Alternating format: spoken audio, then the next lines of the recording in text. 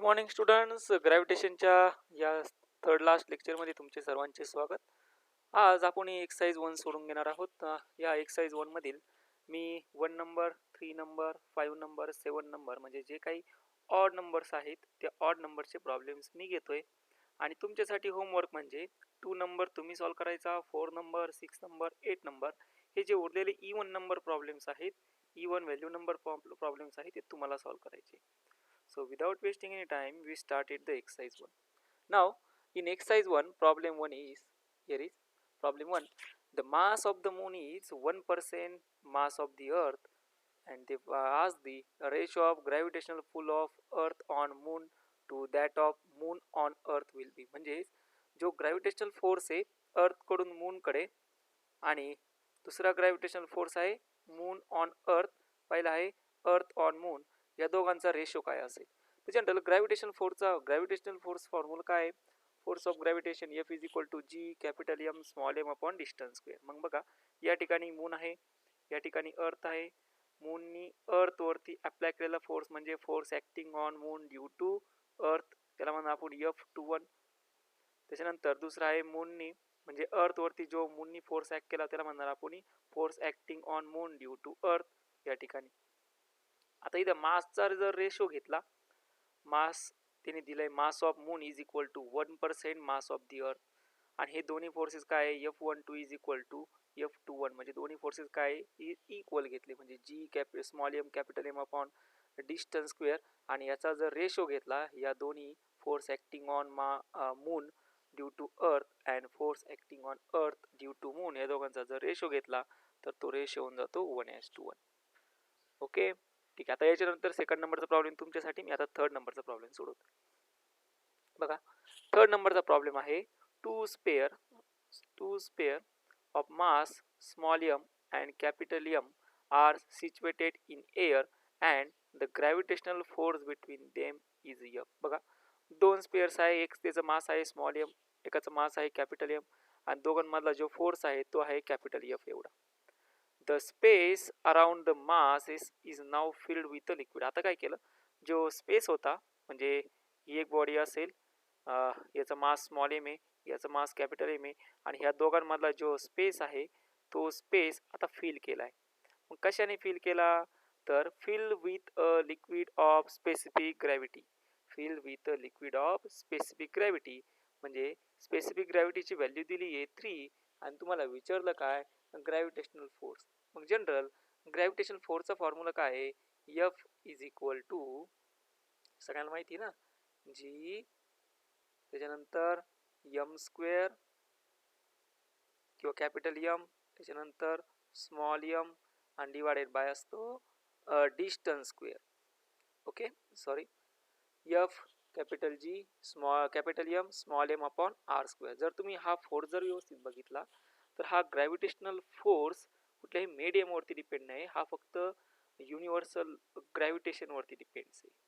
म्हणून जो फोर्स कुठलाही मीडियम नसताना एअर मध्ये असताना जेवढा फोर्स ऍक्ट झालाय तेवढाच ग्रॅव्हिटी असताना स्पेसिफिक ग्रॅव्हिटीची व्हॅल्यू कुठलंही लिक्विड जरी फिल केलं तरी ग्रॅव्हिटेशनल फोर्स मध्ये चेंजेस होणार नाही. त्यासाठी एक सेंटेन्स लिहून दिलंय, gravitational force is a universal force and it does not depend on medium between the particles. तो कुठल्याही मीडियम वरती डिपेंड्स नाही. अंडरस्टँड. याच्यानंतर 4 नंबरचा प्रॉब्लेम तुम्ही सोडवायचा. आता मी 5th नंबर घेतोय. प्रॉब्लेम नंबर 5th आहे, the gravitational force between two masses at a distance d is 6 Newton. बघा, दोन मासेस आहे, समजा हे दोन मासेस असतील या ठिकाणी या ठिकाणी, या दोघांमधलं डिस्टन्स किती आहे, तर डिस्टन्स दिलं आहे d. ओके स्मॉल d, आणि जो फोर्स सांगितला या दोघांमधला तो फोर्स आहे ग्रॅव्हिटेशनल फोर्स, आणि त्याची व्हॅल्यू दिलेली आहे ती आहे gravitational force is equal to 6 newton. Okay पुढे बघू, if the masses are taken to moon and kept at the same separation. पुढे काय केलं, हे दोन्ही मासेस जे होता हे दोन्ही पहिल्यांदा अर्थ वरती होते किंवा एखाद्या प्लॅनेट वरती असेल, आता यांना कुठे ठेवलंय मून वरती. ठीक आहे, मग त्या कंडिशन मध्ये the force between them is, बघा सेपरेशन सेम आहे. ग्रॅव्हिटेशनल फोर्स डिपेंड्स कशावरती आला, ग्रॅव्हिटेशनल फोर्सचा फॉर्म्युला बघा, F is equal to G small M capital M upon distance square. जर व्यवस्थित बघितलं तर force depends on the mass आणि force depends on the separation. आता इथं दोन्ही मासेस सेमच ठेवले आणि सेपरेशनही सेम ठेवलं. मग सेपरेशनही सेम ठेवल्यामुळे काय झालं, जो फोर्स एखाद्या अदर प्लॅनेट वरती ऍक्ट होत होता 6 न्यूटन एवढा, ज्यावेळेस त्याला कुठल्याही दुसऱ्या म्हणजे मून वरती नेलं, सेपरेशन सेम आहे, मासेस सेम आहे, त्यामुळे फोर्सची व्हॅल्यू बदलणार नाही. किती येऊन जाणार आहे ती 6 न्यूटन एवढी. म्हणून आपण सिंपल सेंटेन्स म्हणतो, force does not change between the masses if this place at this same separation anywhere. Separation same असेल तर फोर्स काय असतो, सेम असतो. अंडरस्टँड. ओके, आता 6 नंबर तुम्ही सॉल्व्ह करणार, जमेल तुम्हाला, इझी आहे. प्रॉब्लेम नंबर 7 बघा. The gravitation on moon is 1/6 of that of earth. Gravitation जे आहे मूनवरती सगळ्यांना माहिती ते 1/6 दॅट ऑफ दी काय अर्थ, अर्थ असतं. म्हणजे small G acceleration due to gravity on moon is acceleration due to gravity by 6 of the earth. 1/6 times of the acceleration due to gravity on earth असतं. When a balloon is filled with hydrogen and is released on a moon. आता काय केलं, ग्रॅव्हिटेशनची value तिने दिली आहे. त्याच्यानंतर जो balloon असेल त्याच्यामध्ये हायड्रोजन गॅस भरला आणि तो मूनवरून काय केला, रिलीज केला. मग काय असेल बघूया. समजा हा आपला मून असेल आणि हा इथं असा बलून तुम्ही फिल केला, ठीक आहे, आणि बलूनमध्ये गॅस भरला आणि त्याला असं खाली फॉल केलं, म्हणजे याच्यावरती फॉल डाऊन केलं. आता समजा ही सिच्युएशन अर्थवरती असेल तर काय असणार आहे रे, अर्थवरती काय असतं, ॲटमॉस्फिअर असतं. अर्थवरती काय असतं, ॲटमॉस्फिअर असतं. त्यानंतर ॲक्सिलरेशन ड्यू टू ग्रॅव्हिटी असते. मग ज्यावेळेस बलून हा एका डिस्टन्सवरून खाली येतो त्यावेळेस ॲटमॉस्फिअर त्याला अपोज करतो, म्हणजे रेझिस्टिव्ह फोर्स ॲक्ट करतो, आणि त्याच रेझिस्टिव्ह फोर्सला म्हणलं जातं बयॉन्सी फोर्स. मग आता त्या बयॉन्सी फोर्समुळे काय होऊन जातं, याचं स्पीड जे असतं ते स्पीड काही प्रमाणात कमी होण्यासाठी मदत होते. जसं की पाण्यामध्ये दगड टाका किंवा पाण्यामध्ये लाकूड तरंगतो, दगड त्याच फोर्सने खाली होत जातो कारण की त्याचं वेट जास्त असतं. इथं काय होणार आहे, तर हा बयॉन्सी फोर्स म्हणजे एअर रेझिस्टिव्ह फोर्स ला काहीच्या स्पीडवरती काहीतरी इफेक्ट करण्याचं काम करेल. ओके, त्याच्यामुळं याचं ॲक्सिलरेशन जे असेल ते ॲक्सिलरेशन काही प्रमाणात कमी होऊ शकतं किंवा वाढू शकतं. हे ॲटमॉस्फिअरवरती. पण आता मूनवरती जर गेलो तर मूनवरती ॲटमॉस्फिअरच नाही. मग ॲटमॉस्फिअर नाही, मग हा जो बयॉन्सी फोर्स असेल, हा इथं अप्लाय केलेला जो बयॉन्सी फोर्स जो ॲटमॉस्फिअर अप्लाय करतं तो बयॉन्सी फोर्सच ॲब्सेंट असेल. म्हणजे हा बलून इझिली फॉल होणार कुठं, सरफेस ऑन द अर्थवर, सरफेस ऑन द मूनवर. आणि किती ॲक्सिलरेशन फॉल होणार, तर ते ॲक्सिलरेशन असेल जी इज इक्वल टू g/6. एवढ्या ॲक्सिलरेशननी तो मूनवरती फॉल होणार आहे. अंडरस्टँड. म्हणून याचा आन्सर येतं will fall down with an acceleration g/6. हे बघा, because there is no atmosphere, so there is no resistive force or there is no buoyancy force. Getting my points. समजला असेल प्रॉब्लेम सर्वांना. बयॉन्सी फोर्स रिस्पॉन्सिबल असतो किंवा resistive force हा responsible असतो त्याच्या मोशनला पोज करण्यासाठी. पण आता इथं तसं होत नाहीये, कुठलाही फोर्स इथं ॲटमॉस्फिअर नसल्यामुळे तो अप्लाय होत नाही आणि त्यामुळं generally it fall down with an acceleration g/6. Getting my point. Okay, आता 9 नंबरचा problem. A planet whose mass and radius both half that of the अर्थ.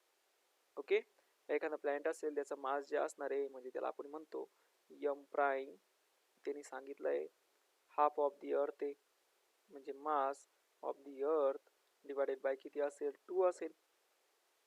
पुढे त्यांनी काय सांगितलं, पुढे रेडियस सुद्धा सांगितले, म्हणजे radius of that planet is equal to काय होऊन जाणार आहे, ती असेल radius of the earth divided by 2.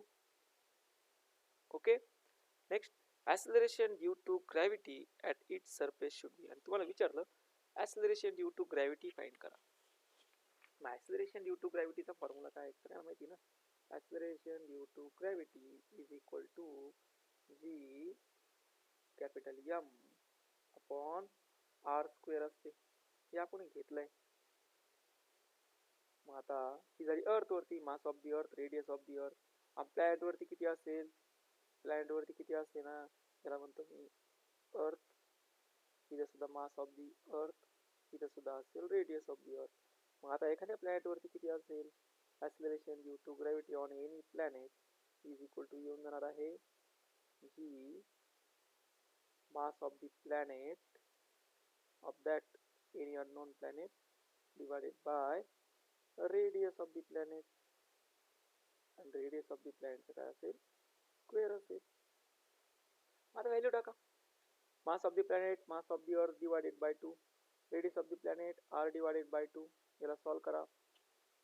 Solve केल्यावर तुम्हाला भेटेल twice of the G M upon R square, म्हणजे acceleration due to of that gravity planet to multiply by acceleration due to gravity on earth. Now what is the value of acceleration due to gravity on earth? 9.8. So your answer is 19.6. So answer B is correct.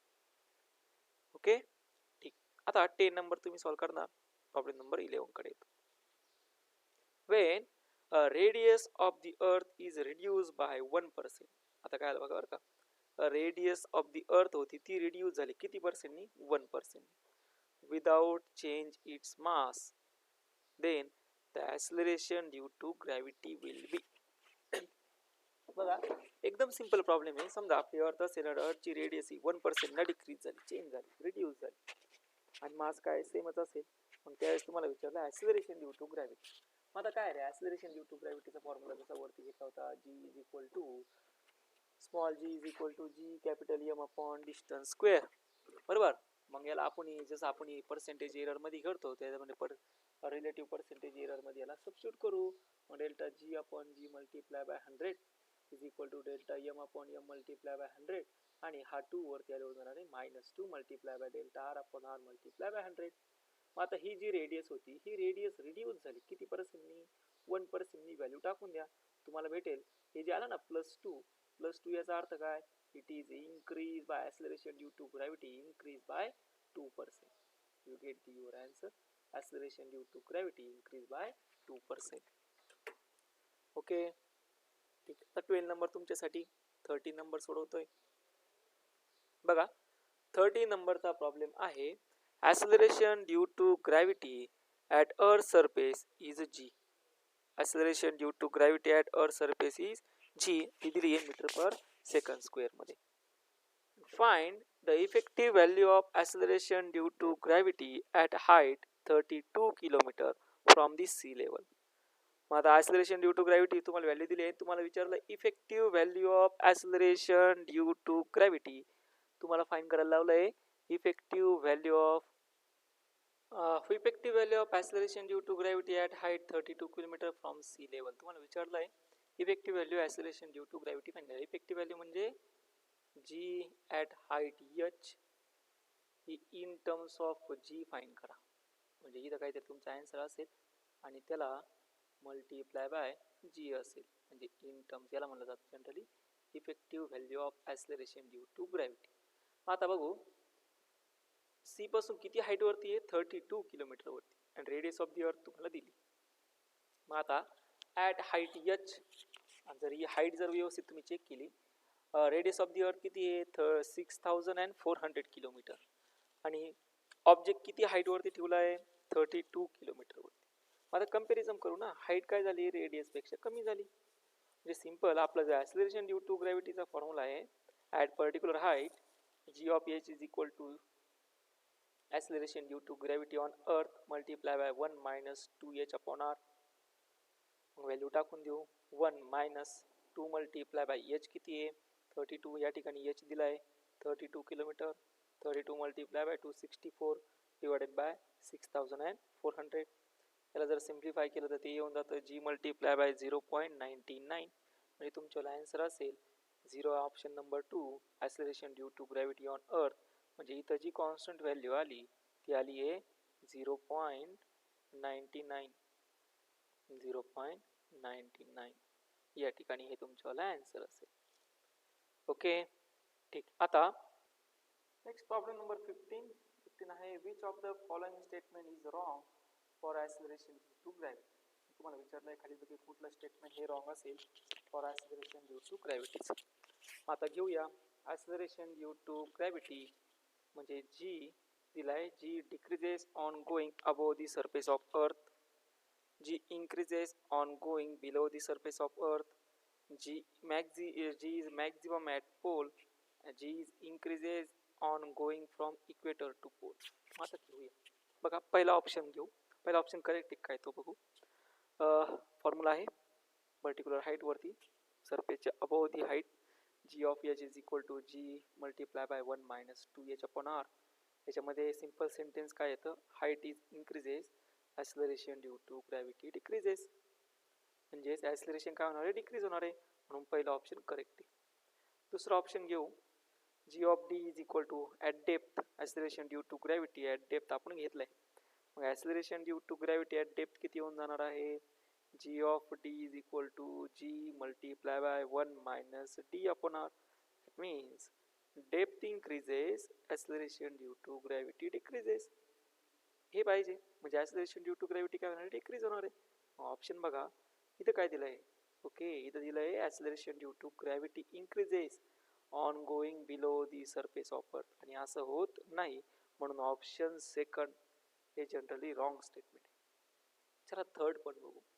Third काय, acceleration due to gravity is maximum at the pole, हे आपण घेतलंय. Equator पासून pole पर्यंत जातो acceleration due to gravity वाढत जाते, या ठिकाणी चौथा ऑप्शन म्हणजे acceleration due to gravity increases from equator to pole. Okay, so that's why option second is incorrect. 16 number तुम्ही सोडवणार, 17 नंबरचा प्रॉब्लेम घेतो. इफ, आता बघा त्यांनी काय सांगितलं, इंटरेस्टिंग प्रॉब्लेम आहे. प्रॉब्लेम असा आहे, जसं की आपली अर्थ आहे आणि तिनं रोटेट करणं सडनली स्टॉप केलं. If the earth stop rotating suddenly, बरोबर ना. मग त्यांनी विचारलंय the value of G at a place other than poles would be. हे बघा रे, ॲक्सलरेशन ड्यू टू ग्रॅव्हिटीची व्हॅल्यू पोलवरती काय असते, 9.8 ही मॅक्झिमम असते. मग अर्थ जर रोटेटिंग होणं स्टॉप झाली तर अदर दॅन पोल म्हणजे लॅटिट्यूड असेल आणि इक्वेटोर, इक्वेटोरला सगळ्यांना माहिती किती असते, तर त्या कंडिशनमध्ये acceleration due to gravity increase होणार, डिक्रीज होणार, रिमेन कॉन्स्टंट असेल, म्हणजे ऑप्शन फर्स्ट दिला आहे डिक्रीज, दुसरा दिला आहे remains constant, third दिला increase, increase or decrease depend on the position of the earth in the orbit around the sun. Okay, मग आता बघू फॉर्म्युला काय आपल्याला, g prime is equal to g minus omega square r multiply by cos square lambda, हे आपण पुढे घेतलं लॅटिट्यूडचे इक्वेशन. मग याच्यामध्ये अँग्युलर व्हेलॉसिटी म्हणजे रोटेटिंग जी व्हेलॉसिटी ती काय झाली, झिरो झाली, म्हणजे अर्थ जी अँग्युलर व्हेलॉसिटी काय झाली, झिरो झाली, म्हणजे याचा अर्थ काय, अर्थ ही सडनली स्टॉप झाली. मग ह्या कंडिशनमध्ये जी प्राईम इज इक्वल टू किती असेल, जी असेल, म्हणजे जर आपण इथं बघितलं इथं काय असतं रे, पोल, इथं काय असतो, इक्वेटोर, इक्वेटर टू पोल जातो, तर ॲक्सलरेशन ड्यू टू ग्रॅव्हिटी काय होत जाते, कमी होत जाते, सॉरी वाढत जाते, बरोबर ना. पण आता काय झालं, अर्थ सडनली स्टॉप झाली. मग स्टॉप जर झाली तर acceleration due to gravity other than pole, pole सोडून दुसरी काय, इथं जर बघितलं तर ह्या कंडिशनमध्ये पोल सोडून इकडे आलो तर काय होत जाणार, डिक्रीज होत जाणार आहे. म्हणजे other than pole the acceleration due to gravity इथं कुठल्याही पोझिशनला होतं किती असणार आहे, 9.8. इथं कुठे आलं तरी किती आली, 9.8. म्हणजे ॲक्सलरेशन ड्यू टू ग्रॅव्हिटी काय झाली, वाढली. काय म्हणणार आपण, ही acceleration due to gravity increases, म्हणजे कुठल्याही पोझिशनला जा ती किती असणार आहे, 9.8. जसं की इक्वेटोरपासून या मधल्या रिजनमध्ये कमी होत होती, इथं जर पोलपासून इक्वेटरपर्यंत आला तर कमी होत होती. आता काय झाली, ती सगळ्या ठिकाणी वाढली. वाढली म्हणजे किती आली, 9.8. पोलपासून इक्वेटर आली, इक्वेटरपासून पोलपर्यंत चला तरी काय जाणार आहे, ती वाढतच जाणार आहे. किती होऊन जाणार, 9.8. म्हणजे सगळ्या ठिकाणी किती असणार आहे, 9.8. So that's why option 3 is correct. समजते सर्वांना, नक्की, ठीक. आता प्रॉब्लेम नंबर 18 घेऊ. 18 तुम्ही सोडवायचा, ठीक आहे, तर 19 मी सॉल्व्ह करून देतो. बघा 19 प्रॉब्लेम असा आहे, if the angular speed of earth is increased so much that the object start flying from the equator. म्हणजे अँग्युलर स्पीड काय झालं, एकदम वाढलं, सडनली वाढलं, आणि जो ऑब्जेक्ट होता तो उडायला लागला, कुठून, इक्वेटर पासून. Then length of the day will be nearly, म्हणजे फ्लाय होतोय, बरोबर ना. म्हणजे फॅन फिरतोय, फॅनला जर तुम्ही पकडलं आणि फॅन जोरात रोटेट व्हायला लागला, तुम्ही काय होणार आहे, फ्लाय होणार आहे. मग त्या कंडिशनमध्ये लेंथ ऑफ द डे विचारली. बघा रे, फॉर्म्युला काय असतो, ॲट द इक्वेटोर, इक्वेटोर म्हणजे लॅम्बडा इज इक्वल टू काय घेतो, 0, कॉस 0ची व्हॅल्यू किती असते, 1. म्हणजे जी ऑफ इक्वेटोर जी मायनस काय आलं रे आर ओमेगा स्क्वेअर. इक्वेटोरला ॲक्सलरेशन ड्यू टू ग्रॅव्हिटी किती असते ते आपण 0 घेतली, म्हणजे जी मायनस काय आला आर ओमेगा स्क्वेअर. म्हणजेच तो इक्वेशन येऊन जाणार आहे जी इज इक्वल टू बरोबर ना किती असेल r multiply by omega square. मग याला जर सिम्प्लिफाय केलं तर omega is equal to root of किती असणार आहे g upon radius of the earth. आणि what is the omega value. Omega is equal to किती असतो 2 पाय अपॉन टी.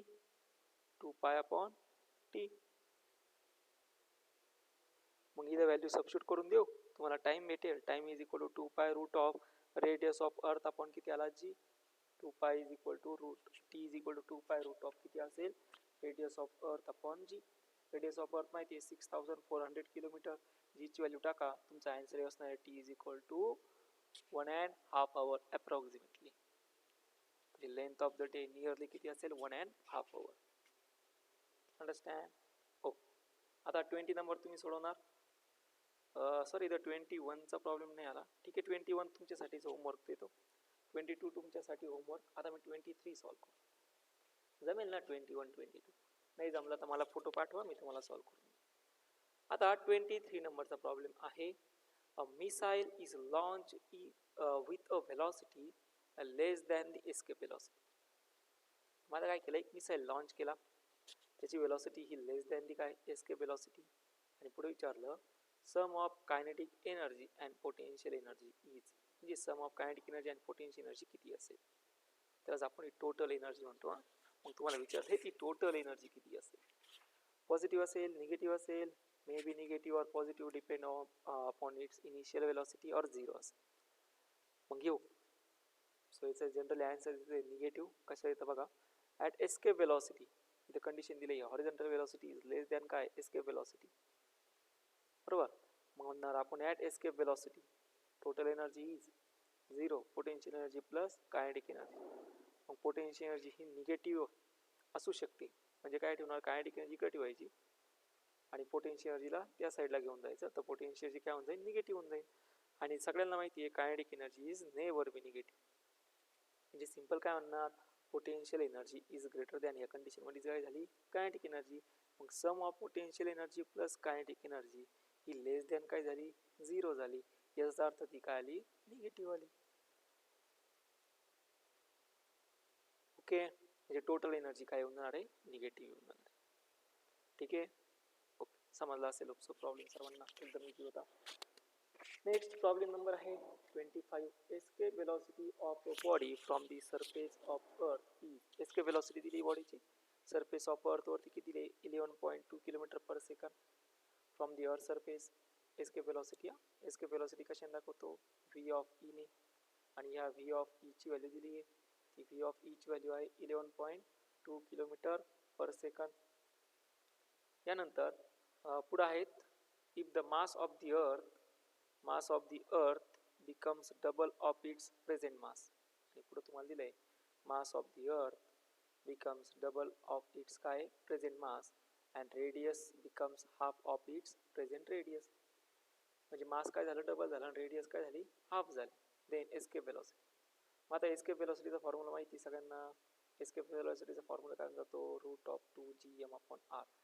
हे घेतलं आहे आपण इथं.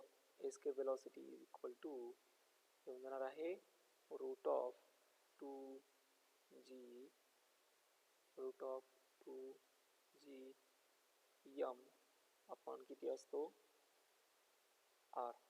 Route of 2gm upon R value टाका ना. आणि ऑलरेडी ही एस्केप वेलॉसिटी दिली 11.2 किलोमीटर पर सेकंड. पुढं यम मास डबल झालं आणि रेडियस काय झाली हाफ झाली. व्हॅल्यू टाकून देऊ म्हणजे रूट ऑफ 2 बाहेर येऊन जाणार route of 2gm upon R आणि याची व्हॅल्यू दिली 11.2. तुमचा आन्सर येऊन जाणार आहे 22.4 किलोमीटर पर सेकंड. ओके ठीक. 26 तुमच्यासाठी. 27 सॉल्व करून देतो. प्रॉब्लेम नंबर 27 बघू. The body attends a height equal to the radius of earth. म्हणजे एक बॉडी असेल त्याने हाईट अटेंड केली आहे. हाईट इज इक्वल टू किती आहे रेडियस ऑफ द अर्थ. The velocity of the body with which it was projected is. आणि तुम्हाला विचारलं velocity of the body find करा. ठीक आहे, किती वेलॉसिटी तो ऑब्जेक्ट आपल्याला प्रोजेक्ट करायचा. ऑप्शन दिले, ऑप्शन तुमच्या समोर आहे. आता याला सिंपल प्रोसेस वापरणार. From the conservation of mechanical energy. मग बघूया कॉन्झर्वेशन ऑफ मेकॅनिकल एनर्जी. मग कॉन्झर्वेशन ऑफ मेकॅनिकल एनर्जी म्हणजे total energy initial is equal to total energy final असते. आपण सिंपल घेणार. Potential energy on earth, object ज्यावेळेस अर्थवरती होता त्यावेळेस kinetic energy on earth is equal to, आता ऑब्जेक्ट कुठे गेला आहे, पर्टिक्युलर हाईट वरती गेला आणि ती height is equal to radius सांगितले. म्हणजे एच इज इक्वल टू आपण म्हणणार रेडियस आर एवढी. म्हणजे potential energy at height H and kinetic energy at height H. Value टाकू. आता त्या हाईट वरती कायनेटिक एनर्जी किती असणार आहे, 0 असते. आणि जर तिथं 0 नाही घेतली तर तो ऑब्जेक्ट त्या हाईट वरती स्टेबल राहू शकणार. म्हणून आपण म्हणतो पोटेन्शियल एनर्जी ऑन अर्थ असते G capital M small m upon R plus half of m e square is equal to minus G capital M small m upon ही व्हॅल्यू असते आर प्लस एच एवढी. आणि त्यांनी सांगितलं r plus h is equal to किती, r घ्या. म्हणजे twice of the radius of the earth 0 येऊन जाणार.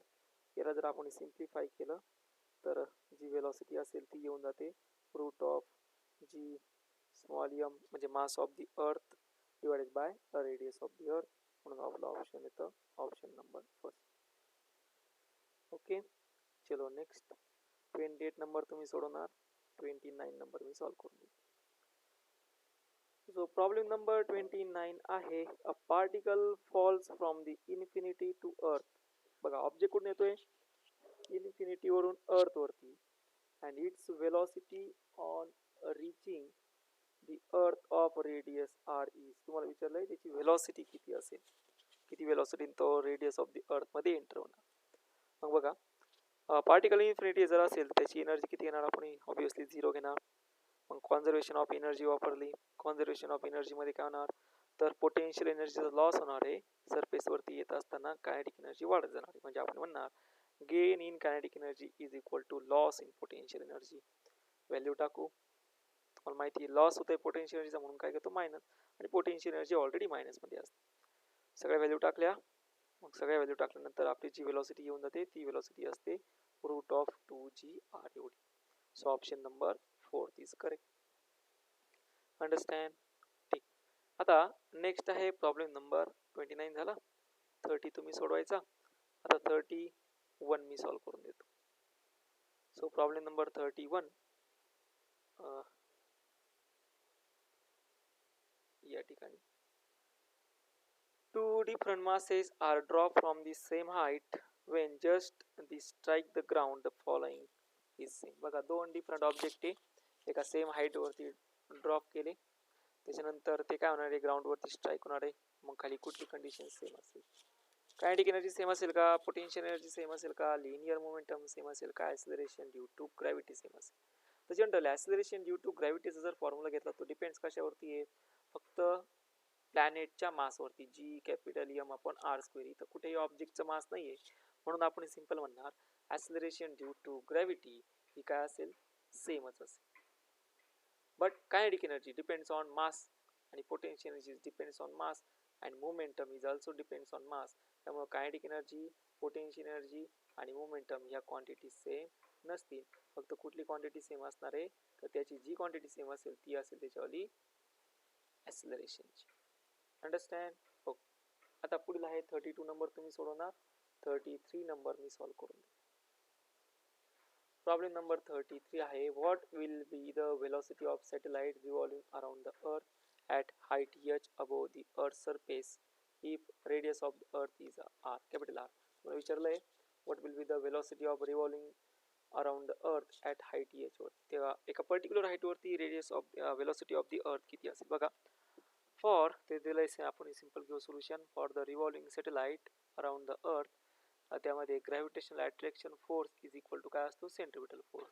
म्हणजे हा अर्थचा सेंटर असेल आणि तो ऑर्बिट, तो जो सॅटेलाइट आहे तो असं सर्क्युलर ऑर्बिट परफॉर्म करतोय. आपण घेऊया या सर्क्युलर ऑर्बिटमध्ये, सॉरी,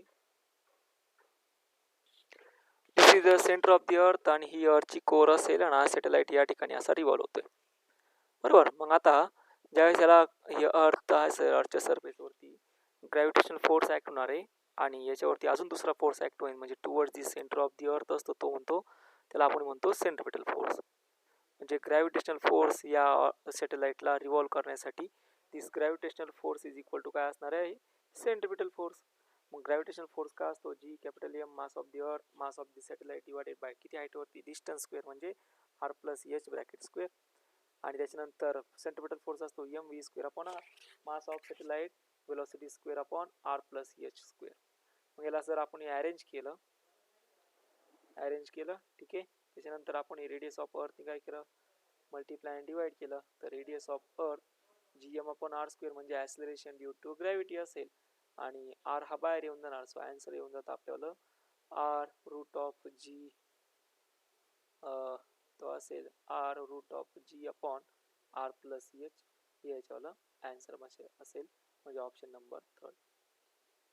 प्रॉब्लेम समजताय सर्वांना? खूप प्रॉब्लेम तुम्हाला समजत असेल, काही डाऊट असेल, आता याच्यामध्ये मी तुम्हाला जेवढे सोल्युशन सांगितले त्याच्यातही काही डाऊट असेल तर तुम्ही मला त्याचे फोटोज पाठवा, मी तुम्हाला त्याच्यावाले सोल्युशन्स क्लिअर करून देईल. पण सॉल्व करा, होमवर्क मी चेक करणार आहे सर्वांना विचारून.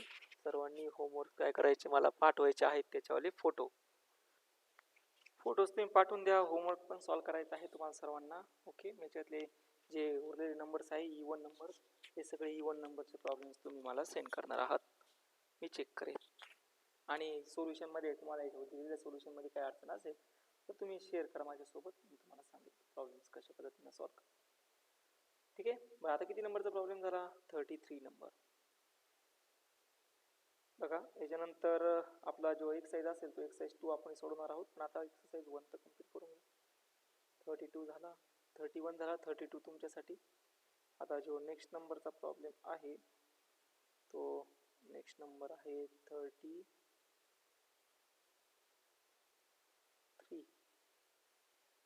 35 वाला का?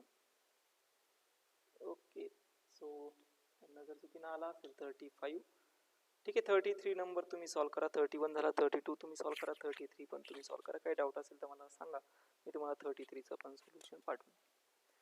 ओके, सो 35 नंबरचा problem, a satellite is revolving very close to the earth surface. ठीक आहे. त्या कंडिशनमध्ये the orbital velocity does not depends on. बघा, ऑर्बिटल वेलॉसिटीचा फॉर्म्युला काय आहे, root of G M upon R. इथं कुठेही orbital velocity mass of the satellite वरती डिपेंड आहे का? नाही. मास ऑफ दी अर्थ म्हणजे मास ऑफ दी प्लॅनेट वरती आहे. रेडियस ऑफ दी अर्थ, very good, radius of the अर्थ वरती सुद्धा डिपेंड आहे, आणि ऑर्बिटच्या रेडियस वरती डिपेंड्स आहे. फक्त कशावर डिपेंड नाही, मास ऑफ दी सॅटेलाइट वरती डिपेंड नाही. ठीक. आता नेक्स्ट आहे 37 number. 2 identical satellite are at height capital R and 7R from the earth surface. 2 satellite आहे, एकाची हाईट आहे कॅपिटल आर वरती आणि दुसरा आहे 7R वरती, कुठून, अर्थ सरफेस वरून. Then which of the following statement is correct. तुम्हाला विचारलं कुठलं स्टेटमेंट हे इनकरेक्ट असेल. पहिलं स्टेटमेंट आहे ratio of total energy of both is 5. पुढं आहे ratio of kinetic energy both is 4. Ratio of potential energy both is 4. Ratio of total energy of both is 4 and ratio of potential energy to kinetic energy is 2. अशा पद्धतीचं आहे. मग आता सोडू. तर general जर सॉल्व करायला गेलं तर ऑर्बिटल वेलोसिटी किती असते, v is equal to root of G M upon R plus h. Kinetic energy किती असणार आहे, half of m v square. Value टाकून दिल्या तुम्हाला याच्यावाली कायनेटिक एनर्जी भेटली half of G mass of the earth mass of the satellite divided by r plus h. Similarly तुम्हाला potential energy भेटली, सिमिलरली तुम्हाला टोटल एनर्जी भेटली. हे ऑलरेडी सगळे इक्वेशन झाले. मग टोटल एनर्जी काय असते, कायनेटिक एनर्जी आणि पोटेन्शियल एनर्जी सम करणार आणि तुम्हाला टोटल एनर्जी भेटेल. मग आता रेशिओ घेऊ. पहिल्या प्लॅनेटची total energy divided by second, म्हणजे पहिल्या सॅटेलाइटची total energy divided by second सॅटेलाइटची total energy is equal to first सॅटेलाइटची potential energy divided by second सॅटेलाइटची potential energy is also equal to kinetic energy of first satellite divided by kinetic energy of second satellite. यांचा जर ratio घेतला तो ratio होणार आहे r plus h two divided by r plus h one. मग height 2 तुम्हाला माहिती आहे, ते व्हॅल्यू टाकून द्या, ते आन्सर येऊन जातं 4. आन्सर काय असेल 4. म्हणजे रेशो असेल कायनेटिक एनर्जी 4, रेशो असेल पोटेन्शियल एनर्जी 4. ठीक आहे. फक्त एक ऑप्शन तुमचा इनकरेक्ट येतो, तो म्हणजे टोटल एनर्जी, म्हणजे रेशो ऑफ टोटल एनर्जी सुद्धा 4च असेल, पण इथं टोटल एनर्जी ऑफ रेशो किती आहे 5. म्हणून ऑप्शन 1 इज इनकरेक्ट. ऑप्शन 4 सुद्धा करेक्ट आहे. टोटल एनर्जी बोथ 4 आणि पोटेन्शियल एनर्जी कायनेटिक एनर्जीचा जर रेशो घेतला तो येऊन जाणार आहे 2. सॉल्व्ह करा तुम्ही ते. कायनेटिक एनर्जी पोटेन्शियल एनर्जीचा रेशो घ्या तो 2 येऊन जातो बघा. सो नेक्स्ट आहे 38 नंबर तुम्ही सोडवणार. 39 नंबर मी सोडवतो. Two artificial satellites of mass m1 and m2 are moving with the speed v1 and v2 in the orbits radius r1 and r2.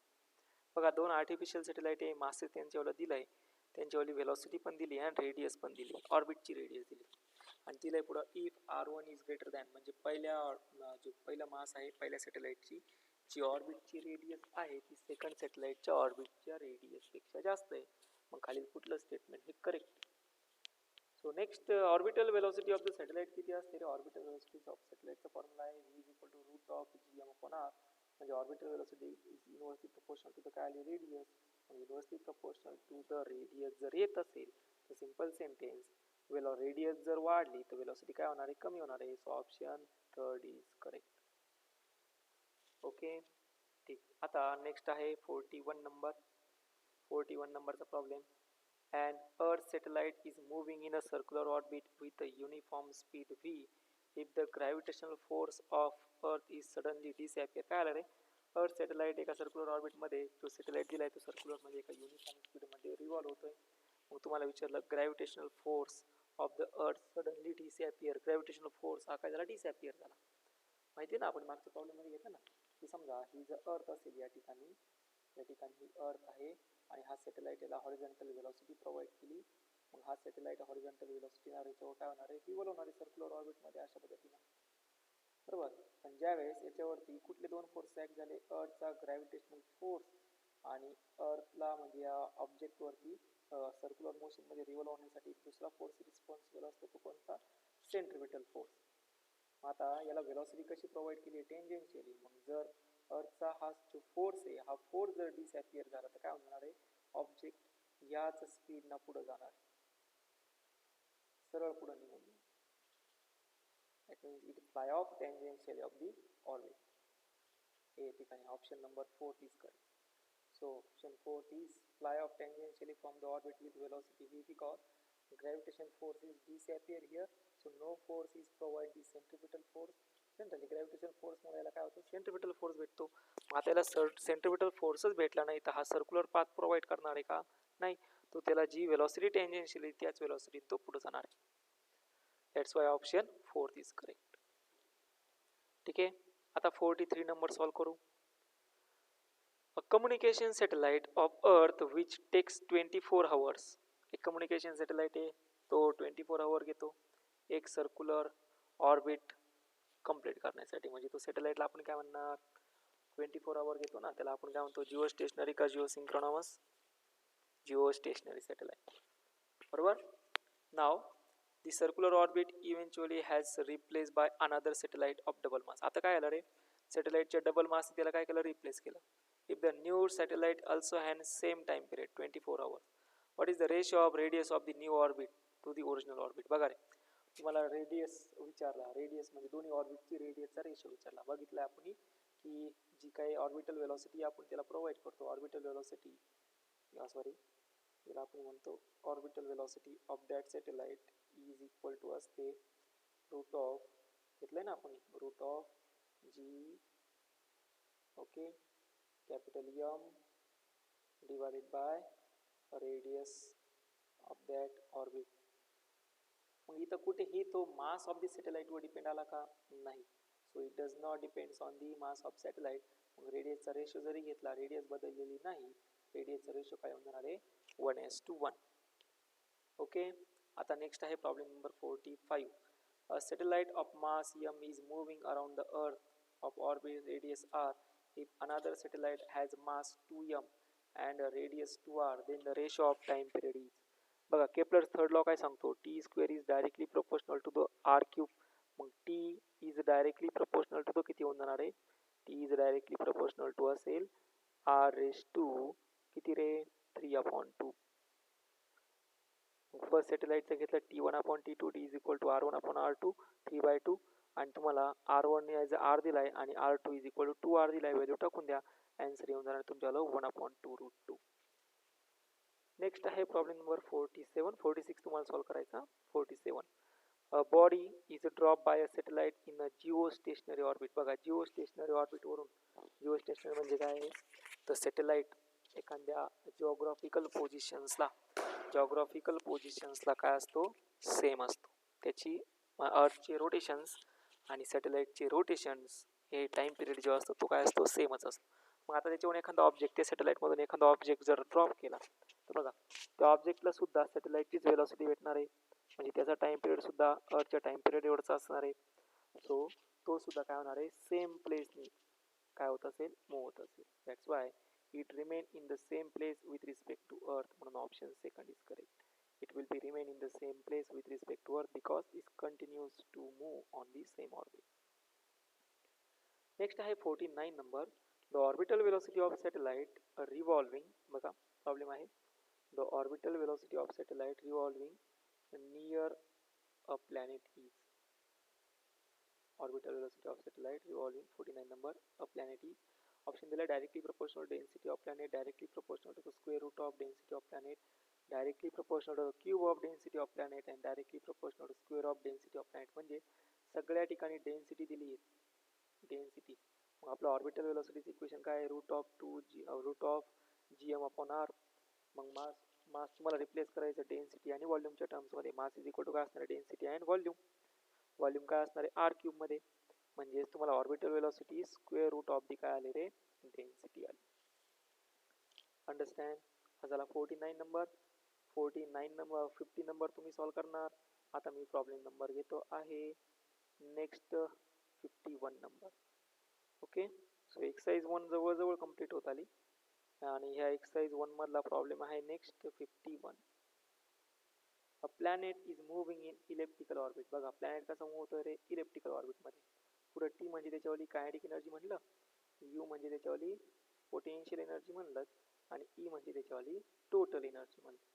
And magnitude of angular momentum respectively. आणि magnitude of angular momentum तुम्हाला विचारलं, angular momentum किती असेल, which of the following statement is correct.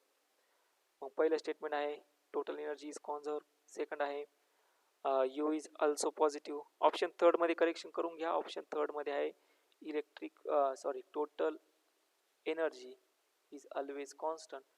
बरोबर, always constant option third मध्ये. 51च्या option third मध्ये correction करून घ्या. म्हणजे इथं जर गेलात तुम्ही तर 51चा जो ऑप्शन आहे तुम्हाला इथं दिसेल, बघा इथं 51चा जो ऑप्शन दिसेल तुम्हाला, ई इज निगेटिव्ह. तर इथं ई इज निगेटिव्ह नाही, तर ई इज ऑलवेज काय असणार, कॉन्स्टंट असणार. सो गिवन आहे total energy changes with velocity changes. Total energy कधी चेंज होऊ शकते, वेलॉसिटी चेंज झाली तर. पोटेन्शियल एनर्जी कधी चेंज होणार आहे, डिस्टन्स चेंज झालं तर. टोटल एनर्जी इज रिमेन्स काय असणार आहे, conserve, because all force acting are काय, conservative. That's why total energy काय असेल, कॉन्झर्व असेल. ओके, ठीक आहे. ओके, त्यानंतर प्रॉब्लेम नंबर आहे 53. मग प्रॉब्लेम नंबर 53 जर बघितला, बघा प्रॉब्लेम नंबर 53 आहे, if in adjoining figure Earth goes around the sun in an elliptical orbit, on which point the orbital speed is maximum. बघा हे काही पोझिशन दिले. ही जी पोझिशन असते त्याला आपण म्हणलंय पेरिहेलियन आणि याला म्हणलं आपण ॲपोहेलियन.